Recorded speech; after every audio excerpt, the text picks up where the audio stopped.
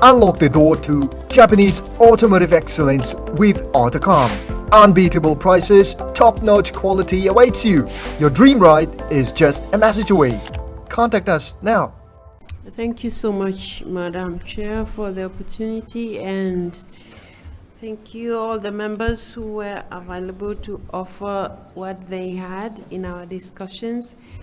So I have a report, like my colleagues have just said, which will be submitted and probably shared to the members, because we are only given 5 minutes and the reports are very long and rich in terms of the points that were raised by the people who participated in our session. So the summary was presented, or the paper was presented by Right Honorable Donatille Mkabalisa, the Speaker of the Chamber of Deputies of Rwanda, and she raised pertinent issues relating to environment in her own country, and she also referred to a number of international experiences. And then after that, we had discussions from the members who attended. So just briefly, her country has passed a number of laws which have been very helpful in protecting the environment, but also in combating climate change. So those laws are enumerated in the paper that she read to us, which is part of your dossier. So I won't go through all those, but she also shared other issues, including the fact that Rwanda, driving from the laws that have already been passed by her country, Rwanda was declared by the UN Habitat as one of the cleanest cities in Africa. So I think they need an applaud of hands for that. And for those of you who have ever been there, I'm sure you are a witness also that they are not just being declared, but we can also emulate that. And just to use that as an example, it emanates from the fact that they passed a law which bans the use of plastic bags. So if it's a plastic bag, it has to be reusable, not just once. So that ban has helped so much in terms of creating a very clean environment.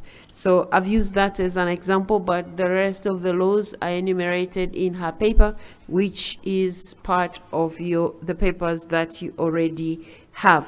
So she also suggested that now our parliament should try to enact laws, and like the chair has been insisting, that we shouldn't just expect goodwill of whoever is in office. So we should pass laws. So she suggested that we should pass laws on protection of the environment, but also we should pass laws that govern land, and we should also pass laws that ban the use of plastics, including plastic bags, and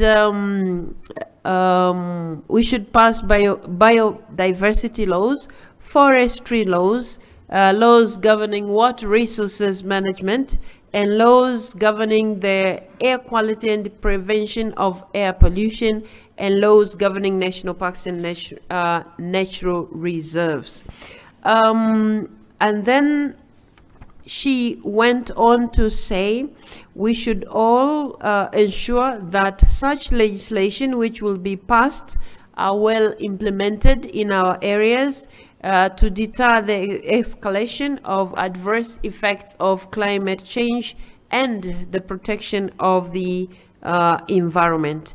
And she also suggested the ratification of different multilateral environmental agreements, and the fact that these are key to fight the negative impacts of environmental and climate change. Agreements such as Paris Agreement of 2015 on the matters of substances that affect the ozone layer, and the fact that if we do that, we will all be able to mitigate climate challenges that we are going through now, and also address the same. And she also alluded to the fact that parliaments, through their oversight prerogative, need to keep a watchful eye on both policy and laws implementation in this sector. Parliaments wield the mandate also of appropriation, and this should ensure that the funds that are appropriated are efficiently used for the intended purposes by intensifying oversight and evaluation. Now, in the course of the discussions, for the members who attended, I will also summarize that.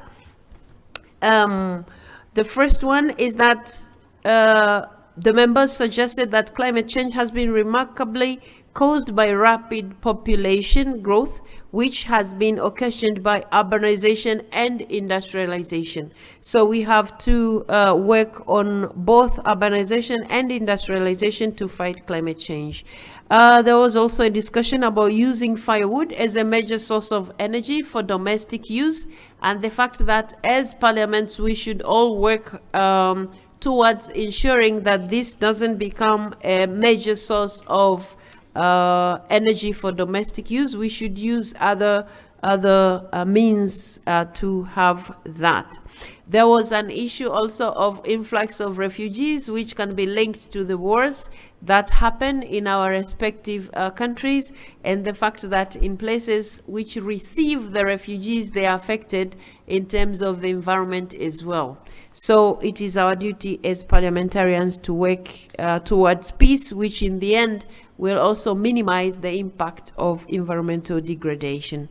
And another issue that came up was protocols like Kyoto Protocol and agreements like the Paris Agreement of serve as a launchpad for enacting legislation and legal frameworks for management of the environment and the adverse effects of climate change.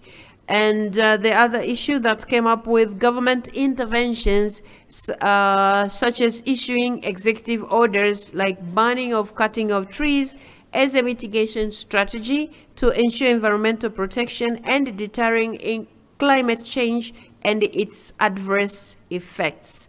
And this, it was suggested, could be coupled with tax waivers as a subsidy on fuel and gas for domestic and industrial use.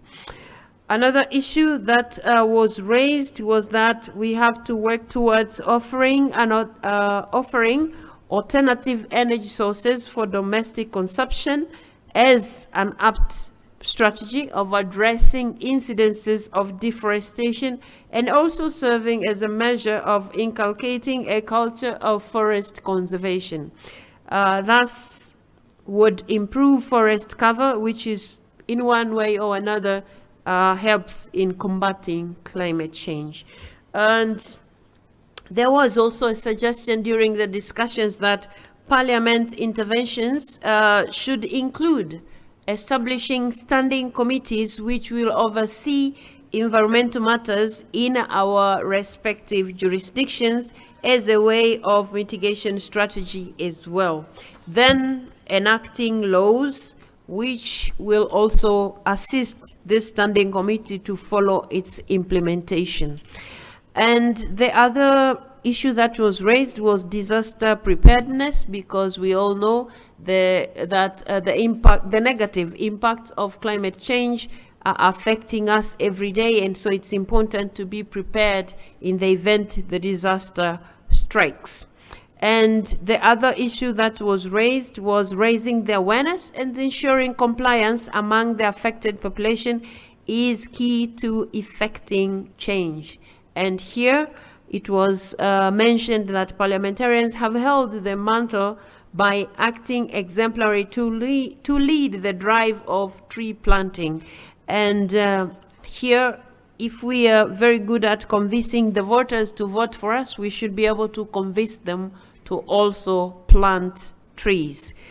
The other issue that was raised was government and its line sectors overseeing economic activities, public works to ensure that infrastructures in place are resilient, overseeing large projects, especially on coal and gas, is a sure strategy.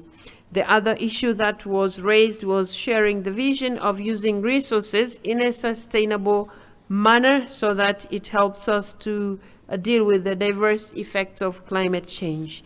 there was also raised an issue relating to allocation of funds to provide mitigation measures to locations which are vulnerable to natural disasters. And there was an issue which was raised that we should all aim at going for non-carbon emission by 2050. The other issue that was raised was that there is need to pass laws once again that would ban cutting of trees at least by 50%. So that should be going with the planting of trees that I've already mentioned.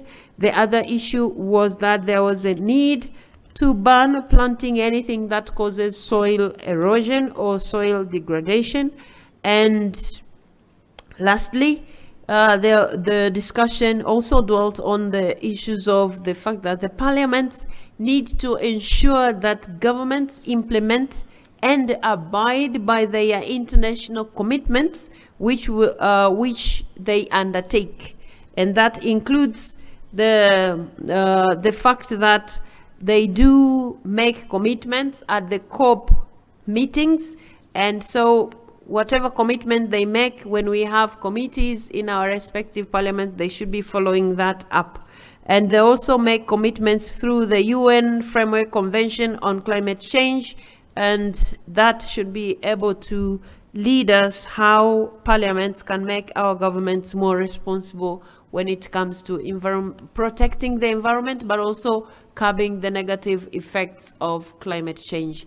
Madam Chair, thank you for the opportunity. Thank you so much. Unlock the door to Japanese automotive excellence with AutoCom. Unbeatable prices, top-notch quality awaits you. Your dream ride is just a message away. Contact us now.